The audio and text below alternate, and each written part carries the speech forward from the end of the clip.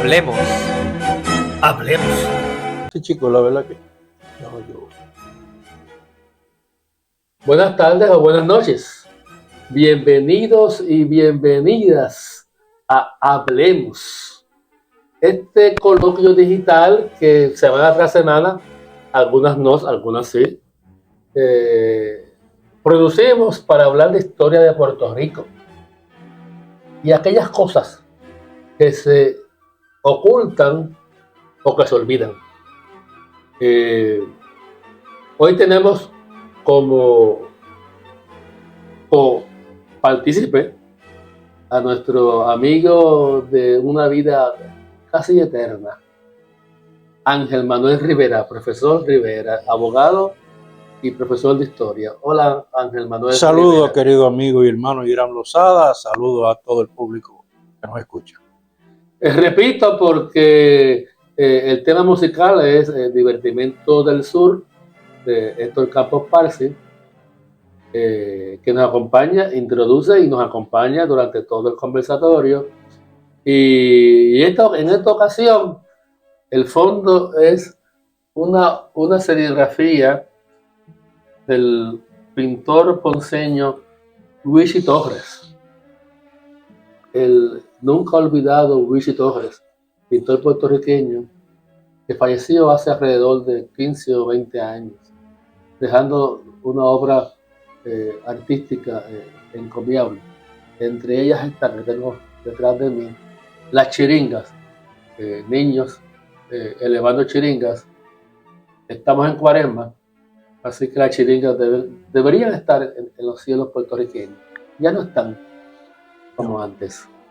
Correcto. Aquí, en Cuaresma, en nuestro Cuaresma, era muy habitual ver chiringas en los cielos azules de Puerto Rico. Ya no tanto. Hoy estamos a 4 de marzo, ¿verdad? 4 de abril 4 de abril del 2025. Estoy un mes atrasado. 4 de abril del 2025. Y dentro de 4 días se celebran 198 años del natalicio del padre de la patria, el doctor Ramón Emeterio Betances. 198 años. En el 2027 se van a celebrar 200 años.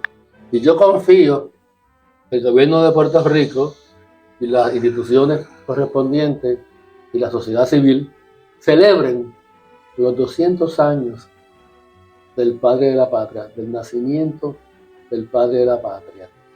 Un 8 de abril del 1827 en Cabo Rojo.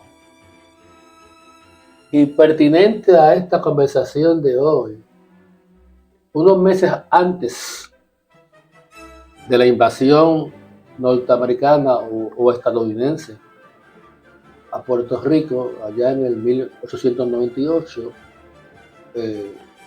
Estados Unidos ataca a Puerto Rico sin ninguna provocación. En mayo 10, ataca a San Juan, el almirante Samson. Sí. Ataca a San Juan, a la población civil de San Juan. Eso fue en mayo. Poco antes de ese momento, desde París, Francia,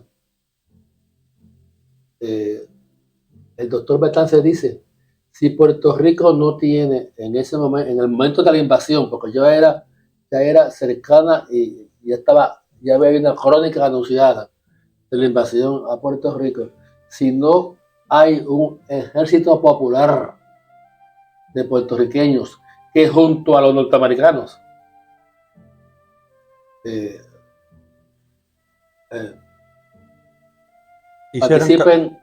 hicieran causa común y enfrentaran la invasión a los españoles.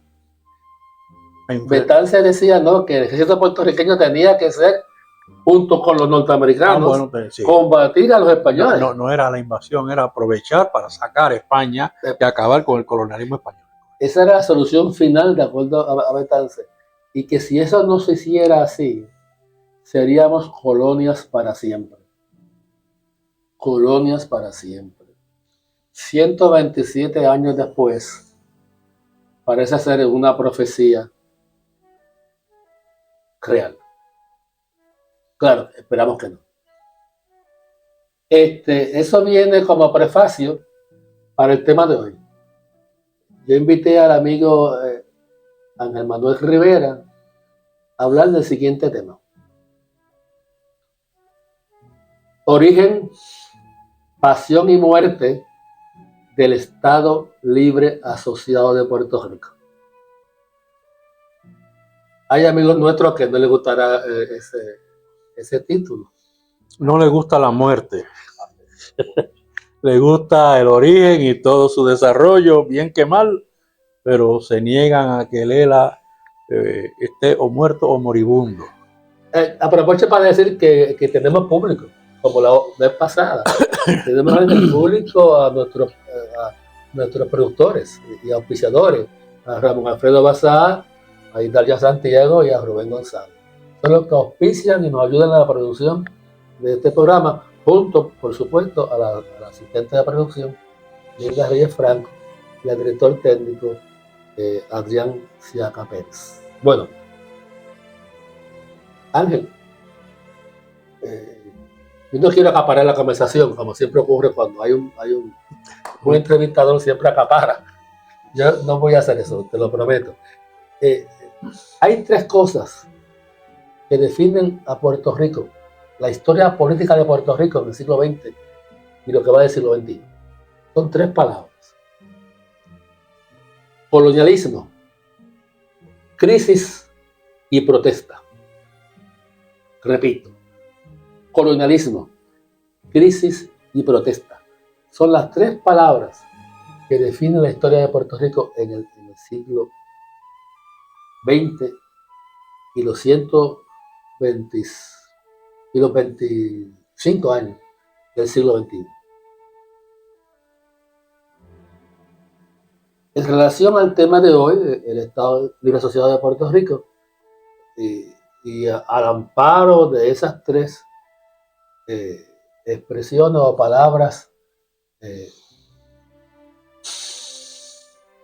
realmente explican la historia de Puerto Rico, debo decir que Puerto Rico ha tenido tres leyes orgánicas. Tres. La ley Foraker del 1900, que era la que justificaba el colonialismo en Puerto Rico.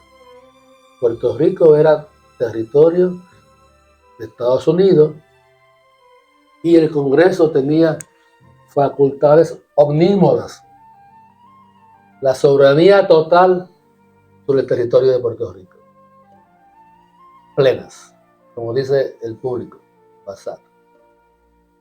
La ley Foraker solo permitía a los puertorriqueños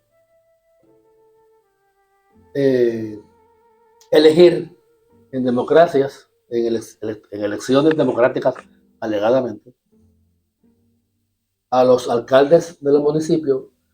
En el 1900 habían 66 municipios en Puerto Rico.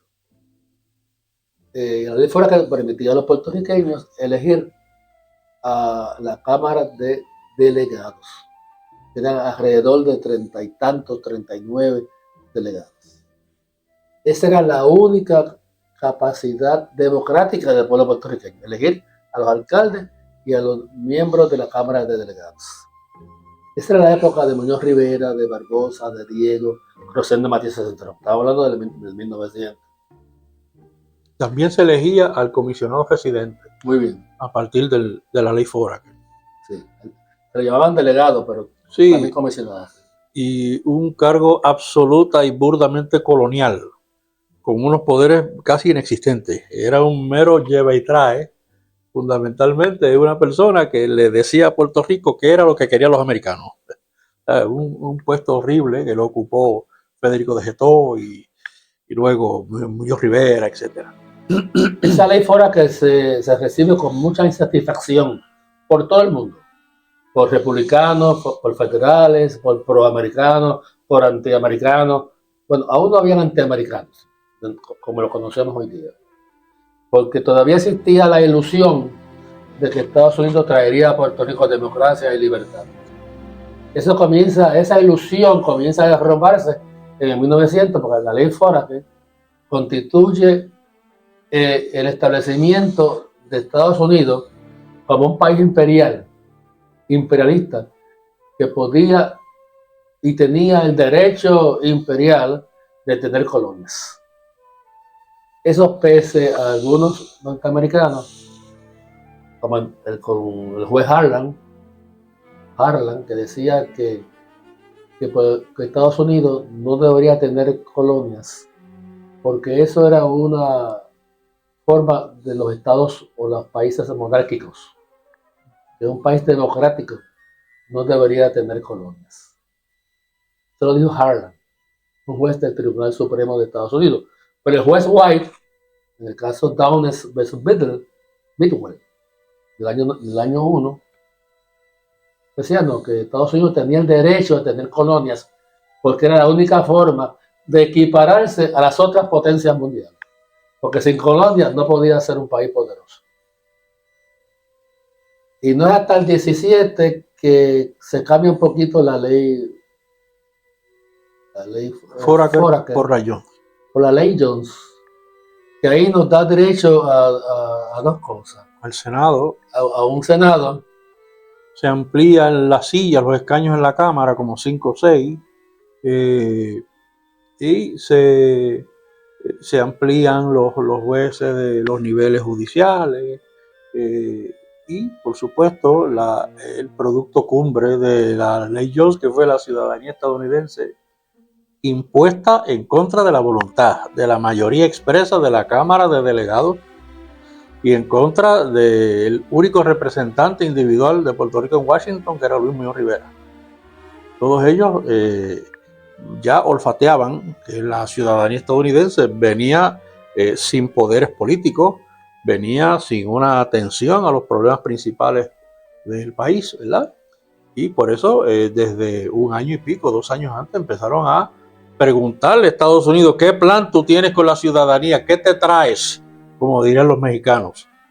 Y Estados Unidos, una vez más, despectivo, arrogante con su colonia, no contestó nada, y cuando vino el 17, ahí te va con la ciudadanía estadounidense, que se otorga el 2 de marzo, creo que fue. Al mes, Estados Unidos anuncia que va a entrar en la Primera Guerra Mundial, y en junio le ponen una mochila, un rifle y un uniforme a 18,000 puertorriqueños, ciudadanos americanos. Esos son los hechos, usted lo interpreta como quiera, ¿verdad? Hay historiadores que dicen, no, pero eso no se puede interpretar exactamente como que la ciudadanía fue para buscar más carne de cañón. Bueno, está bien, lo que tú quieras, ¿verdad? Pero si tiene 4 patas, un rabo y ladra, no es un buey, ¿verdad? Así que me parece que eso yo lo veo, y además todo lo que pasó después, pues ratifica. Yo creo que la concesión de la ciudadanía norteamericana o estadounidense a los puertorriqueños es un aviso a las potencias europeas, entre ellas el Kaiser alemán, para decirle: esto es territorio norteamericano, nuestro, de Estados Unidos, no aceptamos que sus barcos transiten con intereses imperialistas en el Caribe. Y entonces también necesitaban una capitanía moderna, como la tenían los españoles, las capitanías generales. Necesitaban una capitanía general en Puerto Rico, una colonia nueva, ¿verdad?, para estar más cerca del Canal de Panamá, ¿verdad?, y reforzar más el litoral. Bajo la ley Jones, el presidente de Estados Unidos mantenía su derecho y facultad para nombrar al gobernador o el capitán o el jefe del gobierno del país, el gobernador de Puerto Rico. También nombraba al secretario de Instrucción Pública, también nombraba al secretario de Justicia y también nombraba al auditor, lo que hoy conocemos como el Contralor. Los puertorriqueños solamente podían elegir, como ya dije, a los alcaldes municipales, a la Cámara de Representantes y a un Senado. Eso ocurrió en el 1917. Y de nuevo es recibida con insatisfacción por los puertorriqueños. Si algo coincidían todas las corrientes políticas en Puerto Rico, republicanos y federales, era de que las leyes orgánicas dadas a Puerto Rico eran insatisfactorias. Se insistía por todos, o nos dan la estabilidad, o nos dan verdaderos poderes de gobierno propio. Lo que dijiste en una ocasión, el self-governance. O sea, el derecho de nosotros nombrar, elegir a nuestro gobernador, etcétera, etcétera. Y en eso coincidían todas las tendencias en Puerto Rico. Exigirle al Congreso norteamericano el derecho a elegir en elecciones generales el gobernador de Puerto Rico. Y que éste nombrara a su vez a los jueces del Tribunal Supremo y los jueces de distrito y de otras áreas en Puerto Rico. Eso ocurre en el 17, hay mucha insatisfacción. En el 17 había alrededor de 300,000 electores. Todos eran varones y la mujer no podía votar en Puerto Rico. No fue hasta el año 37. Bueno, las primeras elecciones que votaron las mujeres fueron en el 32.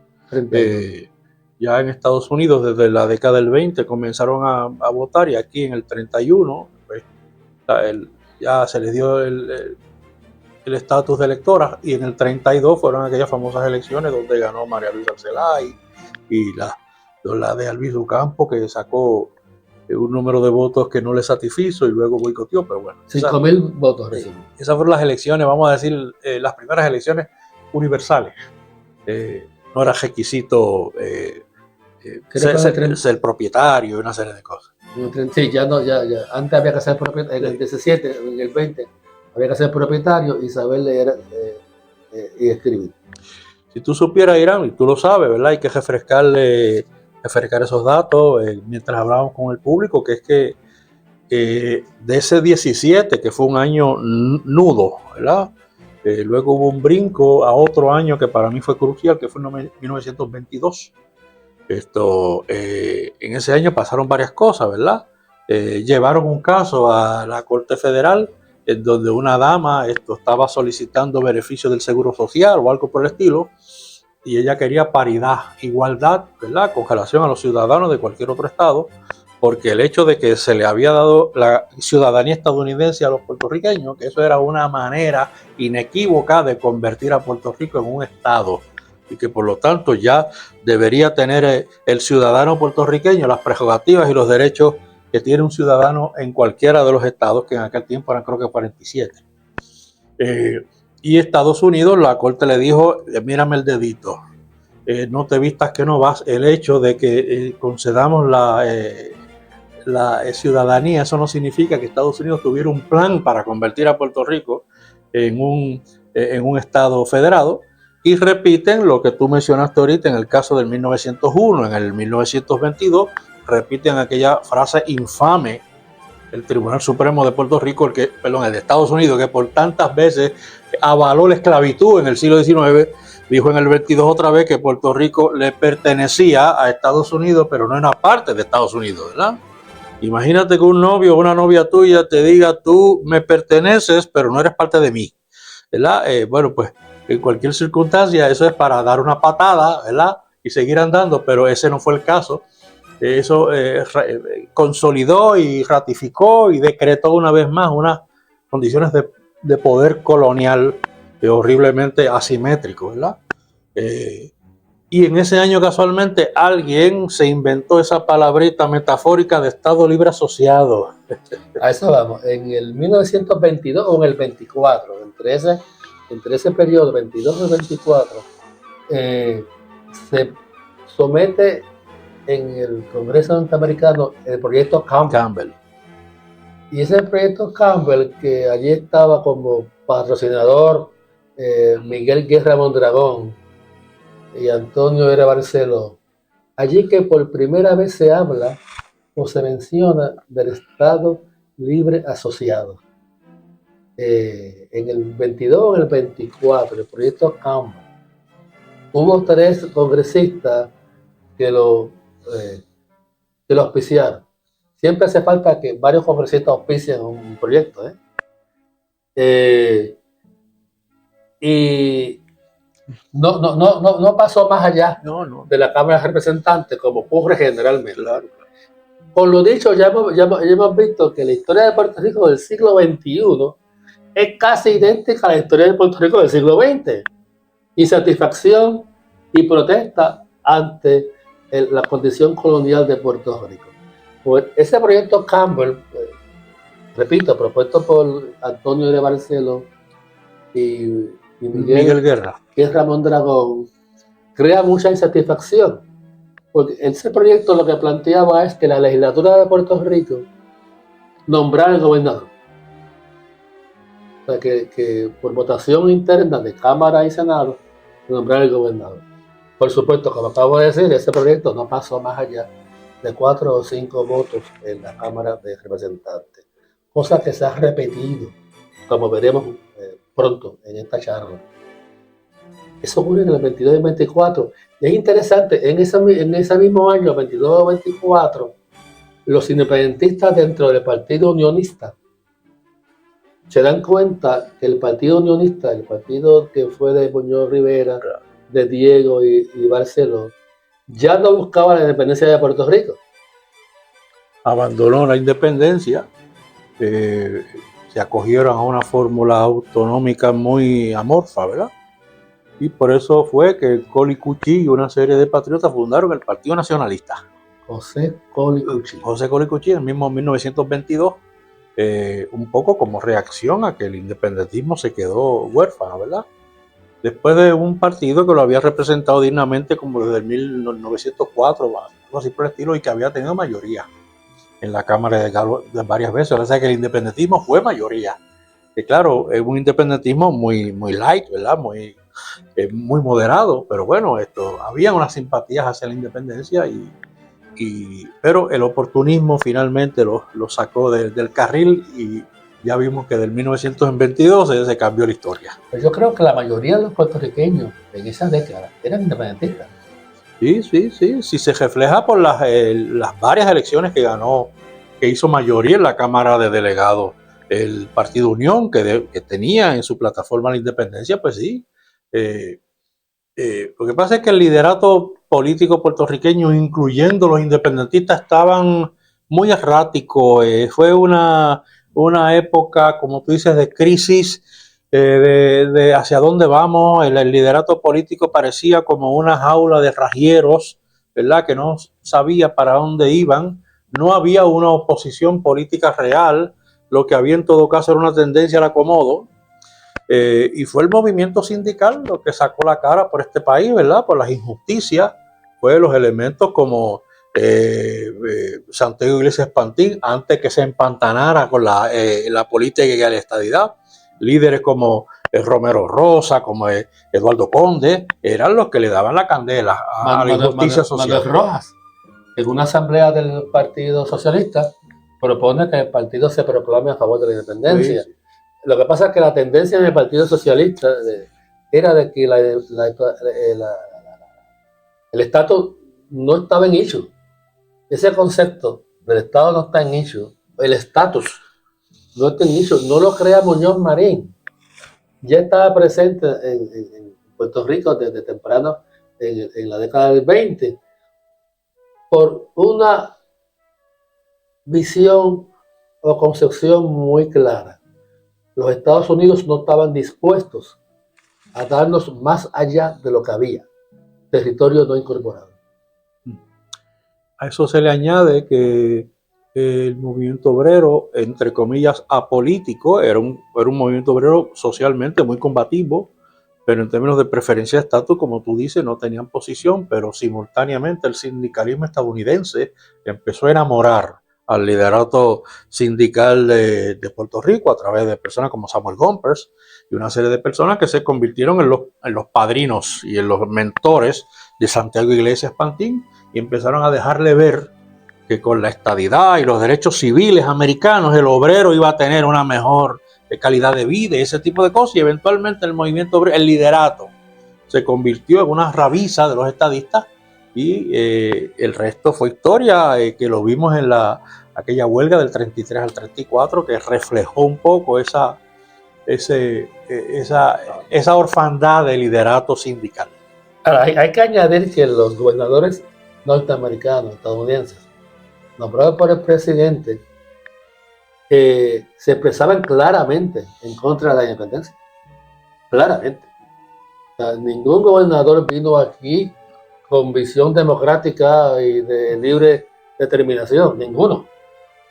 Towner, Horace Mann Towner, era claro expresando que la intención de Estados Unidos era la colonia para siempre.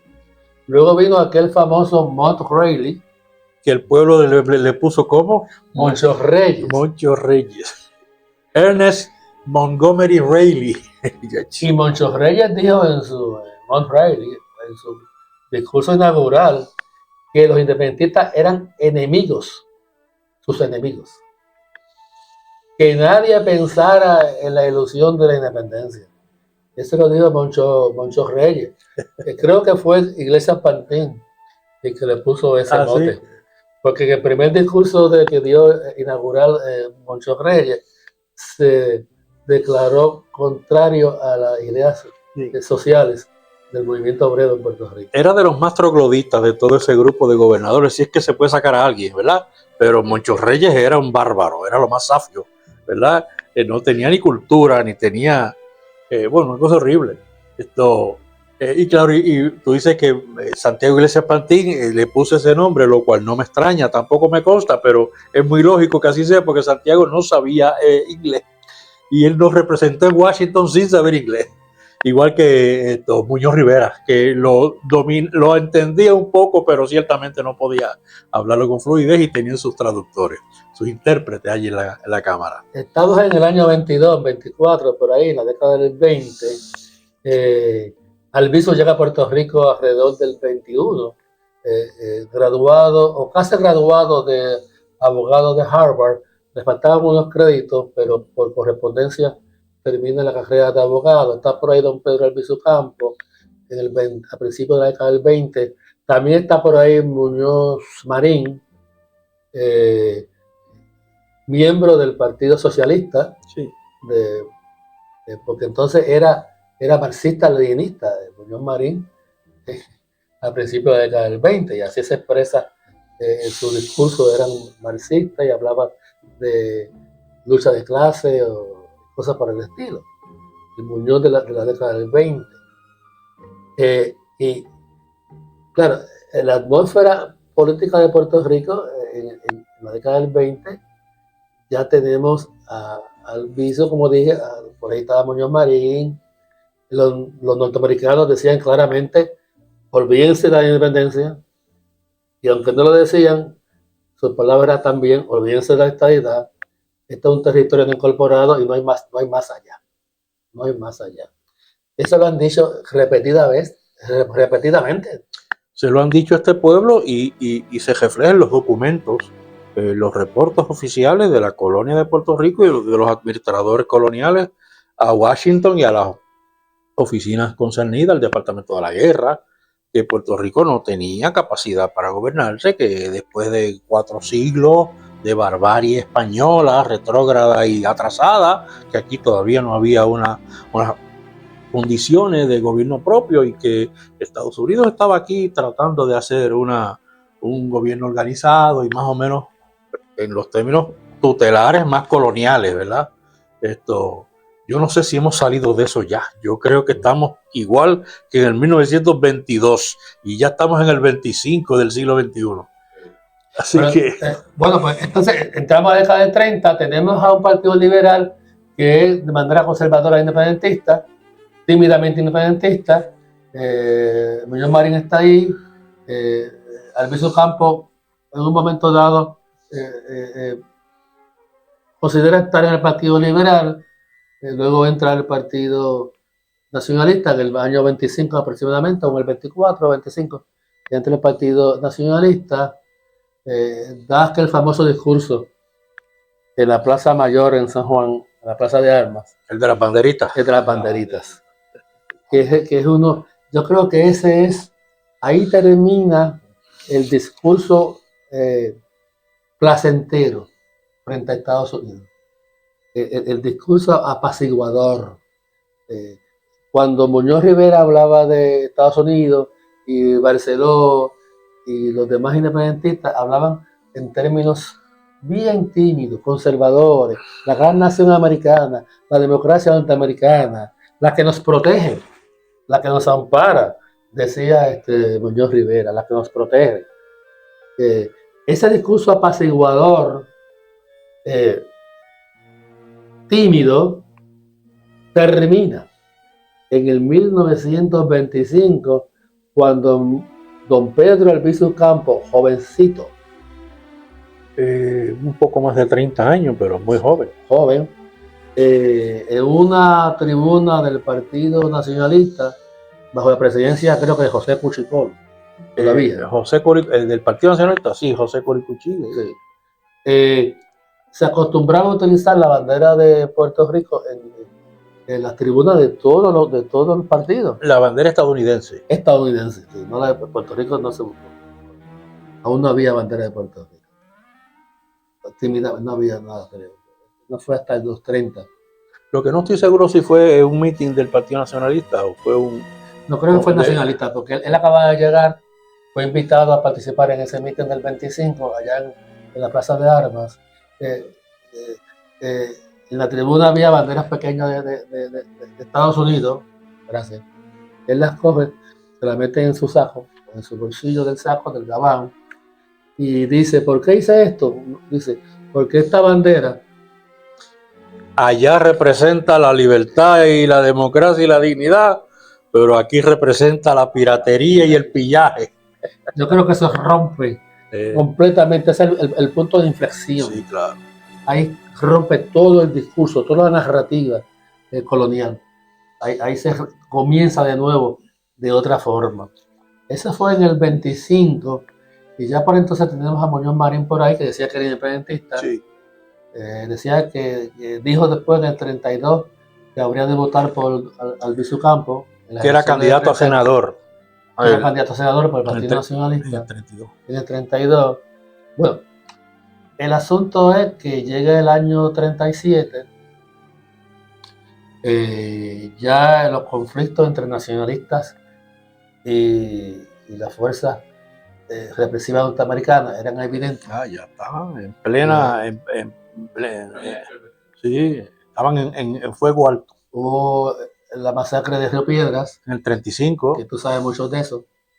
Masacre de Río Piedra Bueno, primero empieza la huelga aquella durísima del 33 al 34. La Cañera, Albizu, sin ser un líder sindical y sin ser socialista científico, es el que la dirige, porque el liderato obrero que estaba decapitado, porque allá estaba su líder en Washington pidiendo la estadidad, Santiago Iglesias, y le piden a Albizu que dirija la huelga sobre las bases de que Albizu era el único que sabía que esa injusticia social era producto del colonialismo.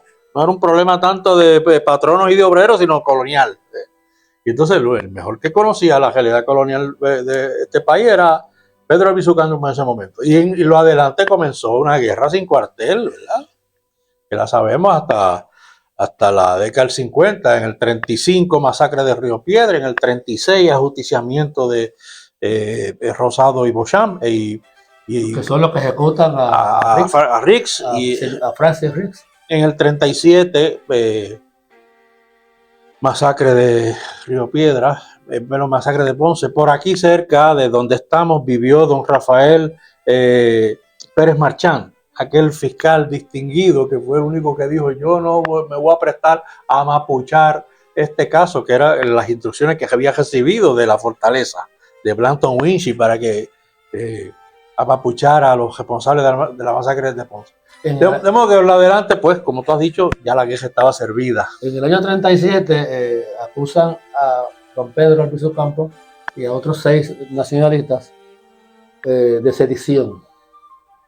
Y por sus palabras, por sus discursos y sus escritos, que hoy día no sería suficiente causa para condenarlos a cárcel, lo condenan a don Pedro Albizu Campos y a otros 6 nacionalistas, entre ellos Juan Antonio Correger, Clemente Soto Vélez, a 10 años de cárcel. Y ahí creo que comienza realmente, ahí los puertorriqueños se dan cuenta, entre ellos Muñoz Marín, que Estados Unidos está dispuesto a hacer cualquier cosa, incluyendo el asesinato, incluyendo violación de sus propias leyes,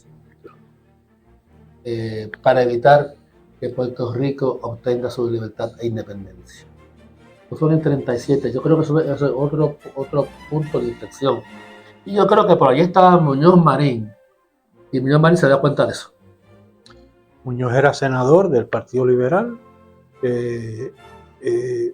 Lo que pasa es que por ahí irrumpe un elemento un poco extraño todavía, que es el proyecto Tidings. El proyecto Tidings, que fue en el 37, en el 36, siempre se ha relacionado con que fue un senador de Estados Unidos que en represalia, porque aquí le mataron a su amiguito, que fue Riggs, pues quería entonces empujar la independencia en los términos onerosos. Pero por ahí está el libro de Néstor Duprey, que plantea que eso no fue así, ¿verdad? O por lo menos que hay razones para creer que no fue así, que eso fue un proyecto que se enmendó varias veces, o sea que no solo fue un proyecto Tidings, fueron varios, y que se tuvieron que enmendar para complacer a Muñoz Marín, que era el que ya creía que iba a dejar de ser independentista, y buscando excusas le echaba la culpa al proyecto, y era él el que no quería ya la independencia. Y ese proyecto, así de ampliado como se fue haciendo, era consono con unas políticas de la política del buen vecino de Roosevelt, de querer recoger velas en América Latina, después que en el año 34 pues levantó o permitió que la enmienda Platt dejara de operar en Cuba, y entonces en el 36 empieza un proceso para darle la independencia a la larga a Puerto Rico, una larga que se interrumpió con la Segunda Guerra Mundial y que estaba planificado también para Filipinas. Filipinas finalmente en el 46 obtuvo su independencia, pero que está esa teoría, ¿verdad? Lo que pasa es que eso lo manipuló Muñoz, como que gracias a mí yo me puse como escudo humano para impedir que ese proyecto maléfico de independencia le hiciera daño al país, y él mismo se puso como el Mesías y el Salvador, ¿verdad? Y eso pues está en entredicho ahora mismo. Yo creo que era que ya él tenía planes de salir cogiendo y de dejar la independencia. Cuando Muñoz Marín gana las elecciones como senador, como candidato a senador del Partido Popular Democrático, que ya ha sido creado en el 40. Bueno, se creó entre el 38 al 39, pero sus primeras elecciones fueron en el 40. Ahí gana el Partido Popular, él es elegido presidente del Senado. En el 48, la ley que crea el gobernador electo, en el 48, él es electo, el primer puertorriqueño electo en elecciones como gobernador de Puerto Rico. Pero ya en el 44, él dijo que era incompatible ser miembro del Partido Popular y ser independentista. Tengo entendido que fue en el 46, pero los términos fueron los mismos. Al acabar la Segunda Guerra Mundial en el 45, ya la excusa no era Hitler, ya la excusa no era que se cerrara fila con Estados Unidos para la Segunda Guerra Mundial, pues ya se había acabado. Ahora había que cerrar filas en contra de la Unión Soviética. Y empezó la Guerra Fría, y los nuevos planes de Truman para Puerto Rico era cualquiera menos concederle la independencia, y parece ser que le hablaron claro a Muñoz. Que eso es lo que establece el libro del compañero fallecido Fernós López Cepero, Antonio Fernós López Cepero, que hace un análisis extraordinario del terrible año del 1946, el año en que parece ser que le leyeron la cartilla a Muñoz. Él dice, ya es incompatible ser popular e independentista a la vez, y ese mismo año no fue casualidad que se fundó el PIB. 46. Y es en ese momento, a partir del 46, que Muñoz comienza a pedirle al Congreso otra ley orgánica. Y de ahí surge la ley 600, que es la que le da a puertorriqueños el derecho de redactar y aprobar su propia constitución. Y Muñoz Marín pone todos los huevos en esa canasta. Él intenta, pues, crear una especie de estatus del gobierno que se parezca a una cosa que no sea colonial. Él intenta hacer eso. Y por eso que la ley 600, él entonces se sienta, va al Congreso, trata de convencer a los congresistas de que le den amplios poderes autonómicos a Puerto Rico y trata de que se le llame, ahí viene lo de una especie de pacto o convenio. Él fracasa en ese intento. Le dicen claramente a Muñoz Marín en esas discusiones o esas deliberaciones en el Congreso norteamericano, le dice: usted debe estar convencido que cualquier nombre que usted decida escoger no dice la realidad, que esté absolutamente claro que la soberanía reside en el Congreso de Estados Unidos. Y eso ocurre en el 50. En el 50 ya le dicen a Muñoz Marín que la soberanía reside en el Congreso, que no hay tal cosa como un convenio o un pacto. Sin embargo, cuando él regresa a Puerto Rico después de esas deliberaciones del Congreso, dice todo lo contrario. Su discurso en Puerto Rico es contrario a su discurso en el Congreso. Allá dice: mire, no se preocupen por el nombre de la cosa, porque si nos ponemos locos, nos volvemos locos. Ustedes son lo que siempre nos podrán corregir. Así que no se preocupen por el nombre de la cosa, lo dice Muñoz Marín. Y ahí es que vuelve el concepto del 24 o el 22 del Estado Libre Asociado de Puerto Rico, que nunca fue verdaderamente un gobierno no colonial o no territorial. Por eso es que, para terminar, ya estamos llegando al punto de que todo ese momento de intentos, legítimos, de que hubiera en Puerto Rico verdadera autonomía, siempre fracasó ante la negativa consistente del Congreso de no variar su soberanía sobre Puerto Rico. Ahí están las actas del Congreso. Hay un libro que se llama La Isla Desencantada, de Ronald Fernández. Buenísimo. Que destaca esas deliberaciones en el Congreso, donde le dicen claramente a Muñoz Marín: mire, esto va a seguir siendo colonia, aunque se llama Estado Libre Asociado. El concepto de Estado Libre, allá en el 24, surge de Estado Libre del Congo y Estado Libre de Irlanda. Muñoz le añade lo de Ramón Dragón y Barceló le añaden lo de asociado. En lo adelante, como tú bien sabes, Irán, lo que vino fue una avalancha de engaño, ¿verdad? Diciéndole a este pueblo, intentándoselo decir al mundo, que el problema del estatus de Puerto Rico ya estaba resuelto, que el ELA era un nuevo concepto de soberanía, eso fue un pacto entre dos iguales que se sentaron y firmaron un contrato, ¿verdad?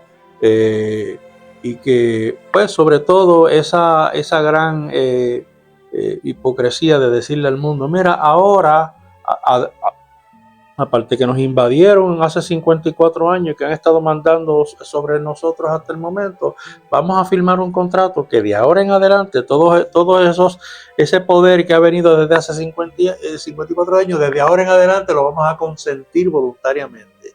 O sea que desde ahora en adelante la cosa no nació de una invasión, la cosa nació de un contrato, ¿verdad? Y de un consentimiento. Y de un consentimiento, ¿verdad? O sea, somos colonia por nuestro propio consentimiento. Y así se lo dijeron a las Naciones Unidas, y fue Muñoz Marín el que se lo pidió a Truman, que Truman fuera a las Naciones Unidas, y las Naciones Unidas le dijeron a Truman, bueno, si tú lo dices, el que sabe de eso eres tú, pues vamos a borrar el nombre de Puerto Rico de los países no autónomos, ¿verdad? Es como a la persona o el cónyuge maltratado que le encierran las puertas para que no le oigan los gritos. Y no es hasta el siglo XXI, a mediados del siglo XXI, que la administración de Obama y el Tribunal Supremo de Estados Unidos, en el caso de Pueblo versus Sánchez Valle, dice, miren, esto siempre ha sido una colonia y siempre la soberanía reside en el Congreso norteamericano.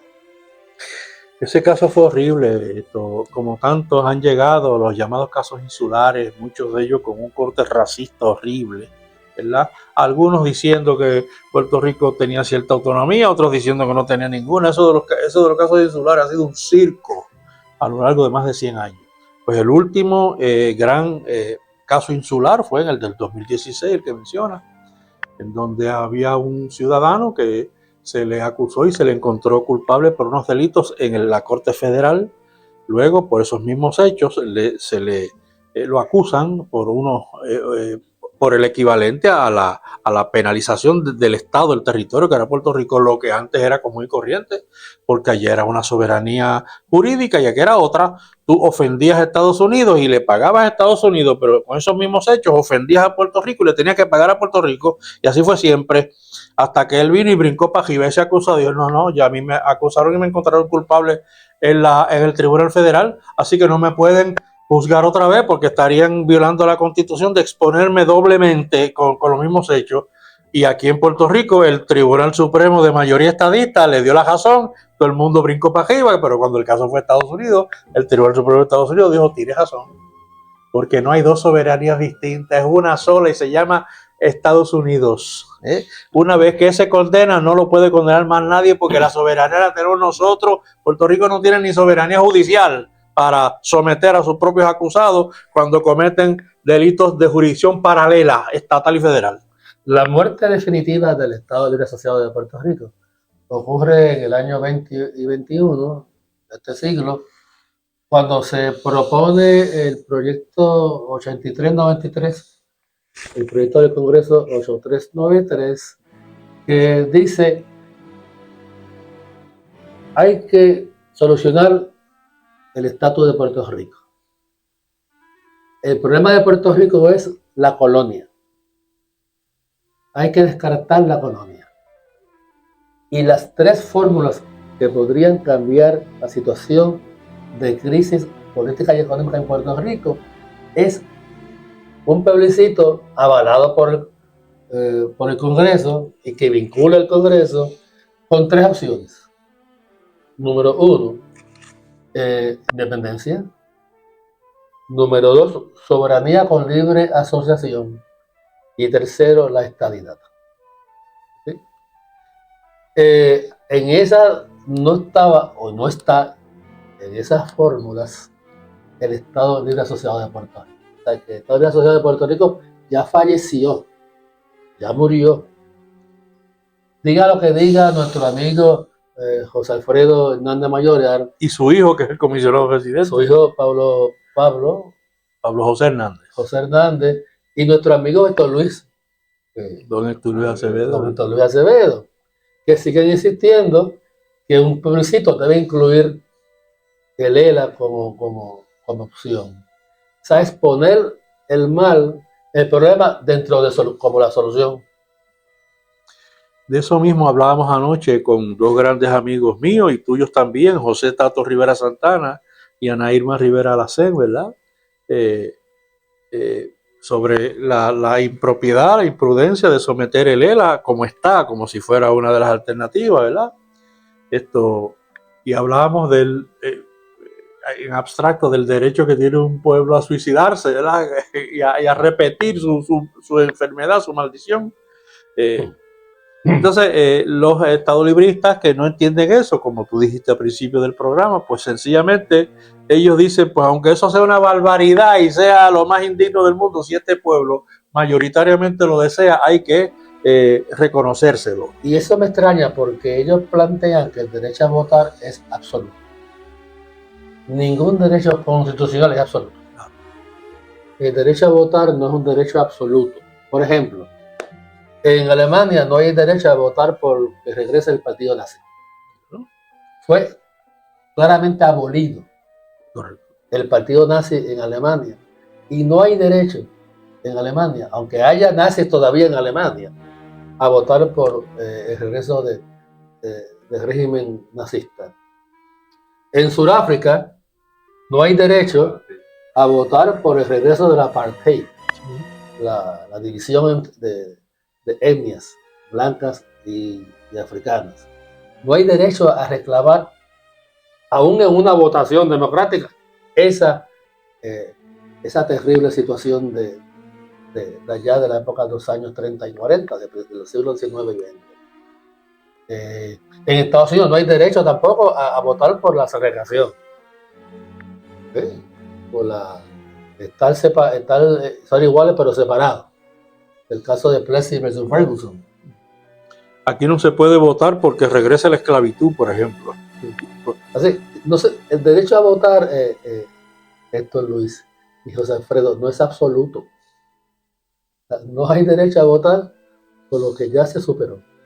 Y en Puerto Rico el ELA significaba, o significa todavía, colonialismo y incertidumbre y ausencia de los poderes básicos. Y es curioso que ese proyecto 8393 comienza diciendo eso, como ya dije.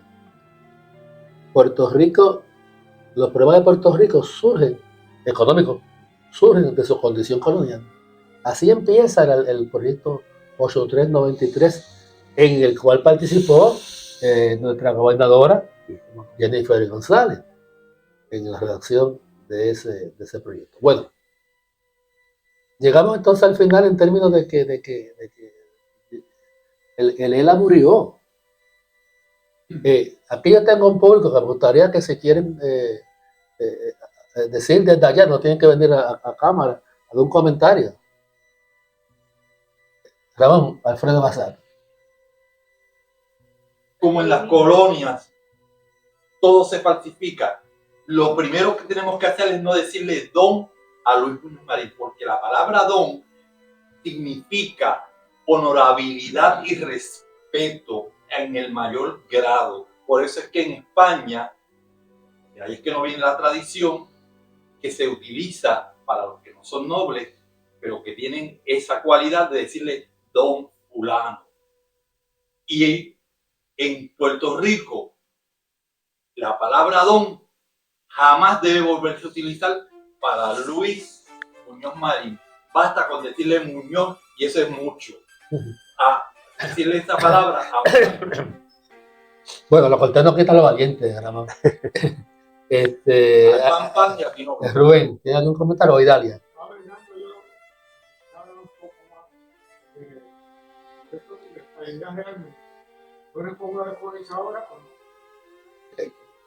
Si la estadidad es una fórmula descolonizadora o no. Yo entiendo que mi criterio personal es que la estadidad sería para Puerto Rico otra forma de colonia. Porque Puerto Rico no puede, primero que no cabe dentro del concepto nacional, constitucional de Estados Unidos, que no es una nación multinacional. Estados Unidos es una nación anglosajona que habla inglés y los blancos son los que dominan, y hay minorías que tienen alguna participación, pero son los blancos los que dominan. Y no desean unirse, que se una a ellos a una nación como Puerto Rico, que es afro-cubano y afro-hispanoamericana. Vuelvo a decir cubano, no sé por qué. Así que Puerto Rico tendría que ser un tipo distinto de estadidad, con derecho a comercio libre, con derecho a tener relaciones comerciales con países del Caribe por lo menos, mantener su idioma, y eso no cabe dentro del concepto de estadidad de Estados Unidos. Mi opinión con relación a eso, muy breve, es que y lo digo con mucho respeto, ¿verdad? A tanta gente en el mundo, incluyéndome a gente de mi familia, ¿verdad? El colonialismo es el cáncer y la estadidad es la metástasis. Tú no puedes curar el cáncer regándolo por todo el cuerpo, ¿verdad? Y que la estadidad es la muerte, no puede ser la alternativa, ¿verdad? A la colonia. La estadidad, la preferencia, las simpatías hacia la estadidad es un derivado directo del colonialismo.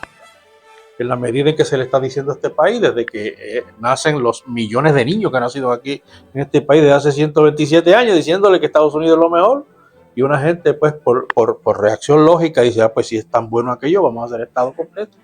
A menos, Rubén, que desplacen a toda la población puertorriqueña y la sustituyan por otra población anglosajona, blanca y que hable inglés. Otra población, o sea, habría que desplazar a toda la población puertorriqueña, que somos puertorriqueños, que somos afrocaribeños, desplazarla, llevarla a otro lugar, a reservaciones, sacarla y traer aquí otra etnia, particularmente anglosajona. Eso suena a una barbaridad, eso es una extravagancia. Bueno, Eso ocurrió en Hawái. Por aquí eso que tu cantante favorito, Bad Bunny, dice que no queremos ser como Hawái. Lo que pasó en Hawái. Compañero va a comentar con un minutito nada más. Sí, que desde el 98 nosotros somos una nación intervenida. Parece que ellos no sabían que para el 98 aquí había un cantante como Antonio Paoli, había un moralista, fundador de la sociología, que es realmente fundador de la sociología como Eugenio María de Hostos. Había un Ramón Emeterio Betance, que basta solamente recordarlo por su valor científico, y en Francia le otorga su más alto premio en el campo de la ciencia, que equivaldría hoy a un premio Nobel en ciencia. Bueno, sí, ya podría mencionar 4 figuras más que indican que esto no era un reguerete de gente, esto era un pueblo ya constituido. Y con un Estado de Derecho, inclusive. Puerto Rico era una nación y sigue siendo una nación distinta a Estados Unidos y a los estados de Estados Unidos. Con esto, Manuel, pues damos por terminado este 6º episodio de la 2ª temporada de Hablemos. Gracias y hasta la próxima, el próximo video, que hablaremos sobre don Ramón, el doctor Ramón Emeterio Betances. Buenas noches o buenas tardes.